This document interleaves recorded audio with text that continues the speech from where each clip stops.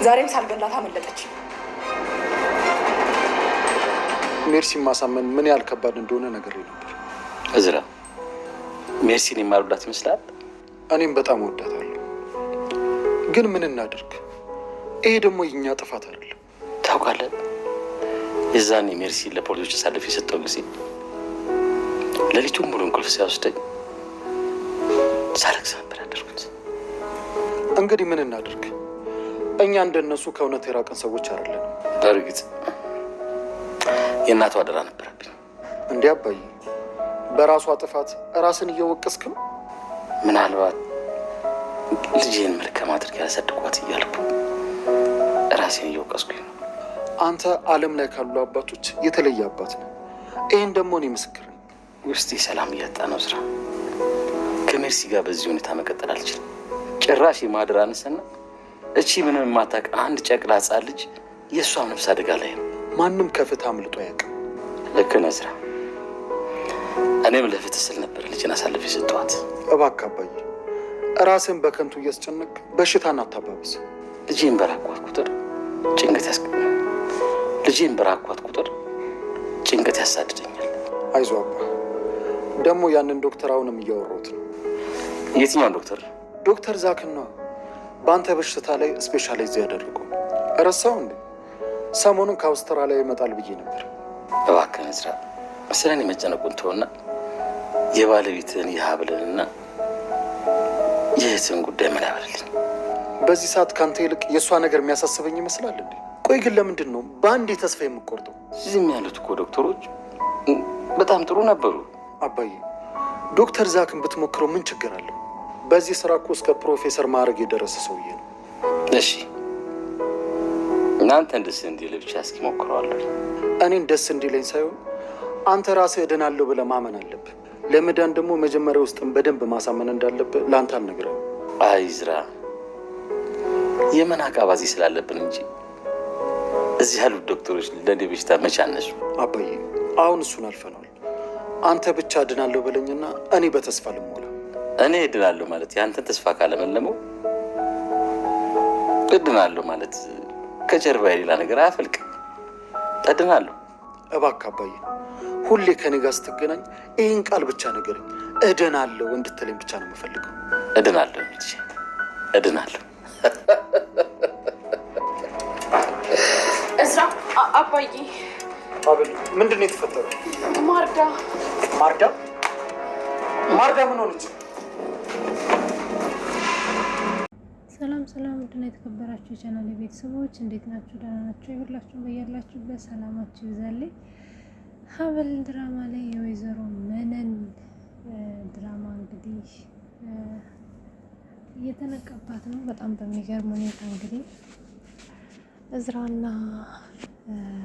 ኩኩሻ እንግዲህ ያው እሙቴን ለማየት ወደ ነዝራ ቤት በሚሄዱበት ሰዓት ነበረ አጸደ እዝራን በመከታተል እንግዲህ ኩኩሻን ሊቀበል ስትመጣ አጸደ መነንም እንግዲህ ኩኩሻን ተከትላ ማን እንደምታገኝ ለማየት ሁለት ሌቦች አንድ ጋር ተገናኝተዋል ማለት ነው። አጋጣሚው በጣም ነው የገረመኝ፣ በጣምም ነው ያሳቀኝ ማለት ነው። እንግዲህ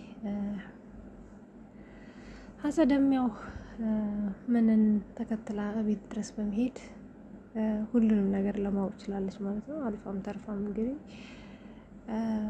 የወይዘሮ ሀናን ገንዘብ እኔም ተካፋይ መሆን አለብኝ፣ ከድራማው እኔም አንዱ አካል ሆኛለሁኝ። ከዚህ በኋላ ወይዘሮ ሀና እንዲሁም ደግሞ የሀብል እናት ከካናዳ ይዛ የመጣችው ብር ማታከፈሉን ከሆነ ጨዋታውን በአንድ ጊዜ ማስቆሙ ይሆናል በማለት እያስፈራራቻቸው ትገኛለች።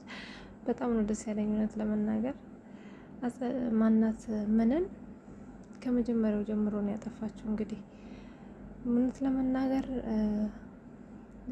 የሀብል አስተዳደግ በጣም ከባድ ነው። እንደዛም ሆና ግን አሳድጋታለች። ለወይዘሮ ሀና ልጇን እውነተኛ ልጇን ብታገኛት ኖሮ ቢያንስ ያሳደገችበትን የላዋንም እንኳን ቢሆን ሰዓት ነበር። አሁን ግን ወይዘሮ ሀና ምንም አይነት ነገር ሳይመጣባት ሌባ ያው ሲሰርቅ ሳይሆን ሲካፈላል የሚካፈለው የሚጣላው የዛን ሰዓት ሲጣሉ እሷም ትነቃለች ብዬ አስባለሁኝ። እንግዲህ ወይዘሮ ምንን በአሁኑ ሰዓት ላይ ጭንቀት ላይ ነው ያለችው። ምክንያቱም አጸደ ወደ ቤት ስለመጣች እና ሁሉንም ሚስጥር ስላወቀች በጣም ተጨንቃ ነው ያለችው ማለት ነው። በሌላ በኩል እንግዲህ ኩኩሻ የባሏ ገዳይ አጸደ እንደሆነ አውቃለች። አልፋም ተርፋ እንግዲህ አጸደ እዛ ቤት እንደመጣችም አውቃለች። እዛ ቤት የመጣችው ደግሞ የመነን እህት ሆና ነው እንግዲህ ለሀና የተዋወቀቻት ማለት ነው።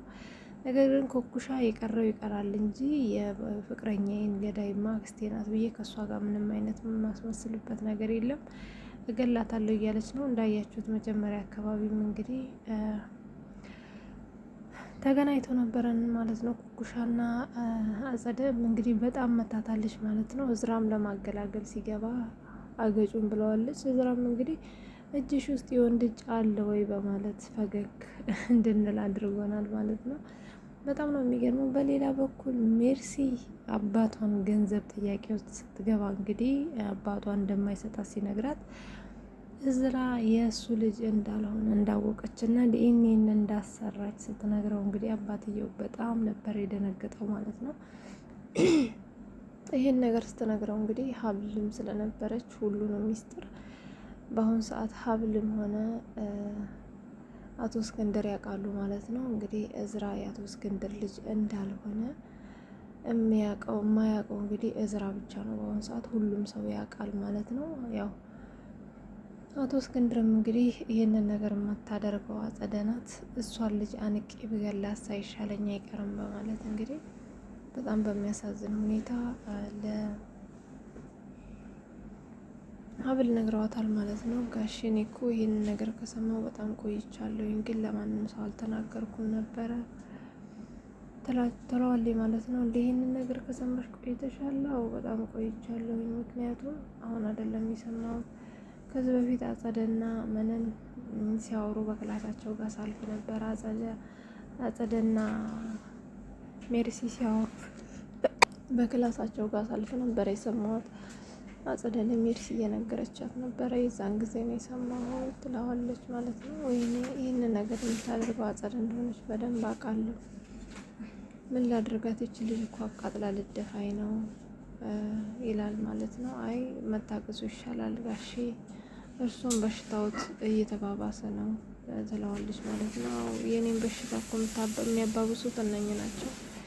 ከዚህ እኮ ሁለቱንም አስወግዳቸው ነበረ፣ ነገር ግን ውጭ ከወጡ ለእዝራ ይነግሩትና ልጅ ይጎዳል ብዬ አስባለሁ በማለት እንግዲህ አቶ እስክንድር በጣም እንደጨነቀው ለሀብል ይነግራታል ማለት ነው። እንግዲህ እዝራ ምንም የሚያውቀው ነገር የለም ማለት ነው። እንግዲህ አጸደም ከውጪ እንዳያችሁት ሜርሲያው በቦክስ መታት ስትመጣ ፊቷ ሁሉ አባብጦ ነበረ ማለት ነው። እንግዲህ ፊቷ አባብጦ አይኗ ቀልቶ ስትመጣ ምን ሆነሽ ነው ስትላት፣ አይ ትንሽ ሰው ደብድቦኝ ነው በማለት እንግዲህ ዛሬ ያደረገችውን ሚስጥር ሁሉንም ስትነግራት በጣም ነበር የተናደደችው ማለት ነው አጸደ። ምክንያቱም ለአባቷ እዝራ የእሱ ልጅ እንዳልሆነ እንዳወቀች እና ዲኤንኤን አሰርታ ወረቀት በእጇ ላይ እንዳለ ነግሬዋለሁ ብላ ስትነግራት እንግዲህ አጸደ በጣም ነበር የደነገጠችው። ሜርሲ ምን አይነት የተረገምሽ ልጅ ነሽ? እኔ ለአንቺ ያንቺን ህይወት ለማስተካከል ላይ ታችላለሁ፣ አንቺ ግን የኔን ህይወት ለማበላሸት ከኋላ ትወግኛለሽ። ምን አይነት ልጅ ነሽ? እንዴት እንደዚህ ታደርጊያለሽ እንዴ? አክስቴ እኔ እኮ አንቺ እንዳደረግሽ ብዬ አይደለም የተናገርኩት። እንደውም እኔ እሷ ምንም ነገር አታውቅም። እኔ በጣም ስለምትጣላኝና እዝራን ስለምትወደው ለዛ ነው ዲኤንኤን ያሰራሁት፣ ለዛ ነው እንጂ አክስቴን እዚህ ውስጥ እንዳታስገባት ብዬ ለአባቴ ነግሬዋለሁ በማለት እንግዲህ ስትነግረው በጭራሽ ይሄንን ሚስጥር የምናውቀው እኔ እና እሱ ብቻ ስለሆንን በጭራሽ ሊያምንሽ አይችልም። ስለዚህ በቃ አሁን ሲጣርጎ ይገለኛል። ግን አክስቴ ይቅርታ አድርጊልኝና ሌላ ሚስጥር ነግሬዋለሁ ስትላት፣ እባክሽን ሜርሲ ይሄንን ራሱ መቋቋም አልቻልኩም፣ ዝም በይ እባክሽን፣ ከዚህ የሚከብድ ነገር ከነገርሽኝ ነፍሴ መውጣቱ አይቀርም እና ነፍሴ የተጨነቀች ደግሞ ምንድን ነው ያልሽው ስትላት፣ ይሄንን ነገር ስነግረው እኮ ሀብልም ሰምታ ነበረ እና ሀብልም ታውቃለች ሁሉንም ነገር። ወይኔ አጸደ በቃ ሁና በቃልኝ ማለት ነው። ሀብልማ ሄዳ ትነግረዋለች በቃ ለእዝራ ይሄ ነገር ሁሉም አበቃለት እያለች እንግዲህ በጣም ተናዳ ሜርሲን አንቃት። ሜርሲ እንግዲህ ፌንት አድርጋ በመከራ ነው ማለት ነው የነቃችው። እዝራ አሁንም የሜርሲን አካውንት አሳገደባት። እዝራ እንዳሳገደባት ስታቅ ደግሞ ሜርሲ ለምንድን ነው እዝራ አካውንቴን ያሳገድከው ስትለው ገንዘብሽን ለምን እንደምታወጪ ስለማቅ ነው፣ ለማይሆን ነገርና የሰውን ህይወት ለመቅጠፍ ስለምትጠቀሚው፣ ስለዚህ ምንም እየጠቀመሽ ስላልሆነ እንዲሁም ደግሞ መጥፎ ነገር እያደረግሽበት ስለሆነ ግዴታ ማድረግ ስላለብኝ ገንዘብሽን አሳግቸዋለሁ።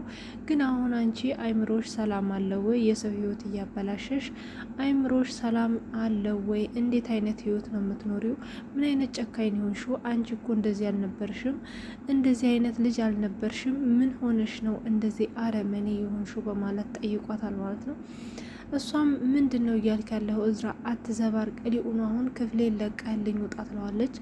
አክስቴ ናት አይደል እንደዚህ ያበላሸችሽ እንጂማ አንቺ እንደዚህ አይነት ሰው አልነበርሽም ይላታል። አክስቴን ሁሌም በክፉ አይንህን የምታያት ለምን እንደሆነ አላቅም። አንተም ሆንክ አባዬ በቃ ከዚህ በኋላ እኛን ተውን፣ ለራሳችን ተውን። ማንንም የምንፈልግ ሰዎች አይደለንም። በቃ ለምን አትተውንም? እኛ የራሳችንን ህይወት እንኖርበት። ስለዚህ አክስቴንም ሁሌም አትነዝንዛ፣ ተዋት ትለዋለች ማለት ነው። ይኸውልሽ ሜርሲ፣ አንቺ እህቴ ነሽ። እኔ አንቺን ማግዝሻለሁ፣ ምንም ነገር የምትፈልጊውን ነገር አደርግልሻለሁ። አክስቴን ግን ታያት ይላታል ማለት ነው። እሷም ከክፍሌ ትወጣልኛለህ ወይስ ስትለው በቃ እሺ ብሏ ጥሏት ወጥቷል ማለት ነው። አቶ እስክንድርም እንግዲህ የሜርሲ ነገር በጣም እያሳሰበኝ ነው፣ ምክንያቱም በስነ ስርዓት ስላላሳደግኳት ነው እንደዚህ ክፉ ሰው የሆነችው እንጂ በስነ ስርዓት ዋጋ ከፍ እያሳድጊያት ቢሆን ኖሮ እንደዚህ አይነት መጥፎ ባህሪ አይኖራትም ነበር በማለት በጣም እንደተጸጸተና እንዳዘነ ለእዝራ ሲነግረው፣ እዝራም አባዬ አንተ ከዓለማችን ሁሉ ካሉ አባቶች ሁሉ የተለየህና ምርጥ አባት ነህ። በማይሆን ነገር ራስን አትውቀስ። ደግሞ ወደፊት ሰሞኑን በጣም ጥሩ ዶክተር አግኝቼልሃለሁ መጥቶ ያክምሃል እያለ እንግዲህ ለአቶ እስክንድር እየነገረው ነበረ። ዶክተር ዛክም እንግዲህ ሰሞኑን ከአውስትራሊያ እንደሚመጣና አባትየውን በጣም እንደሚያየው እዝራ እየተናገረ ነበረ። እንግዲህ አቶ እስክንድርም እባክህን እዝራ፣ እዚህም እኮ በጣም ጥሩ ዶክተሮች አሉ፣ ስለዚህ ምንም ድካም አያስፈልገውም፣ የኔ በሽታ አንዱ የታወቀ ነው ይለዋል ማለት ነው። ተው፣ በአንተ በሽታ ላይ እኮ ስፔሻላይዝድ አድርጓል።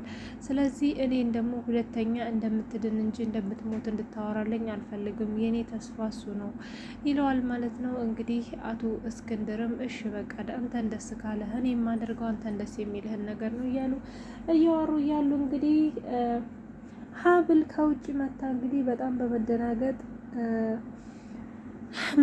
ማርዳ እያለች ነበረ። ማርዳ ምን ሆና ነው? ውድና የተከበረች የቻላኔ ቤተሰቦች እውነት ማርዳ ምንም ሆነ የለባት ብዬ አስባለሁኝ።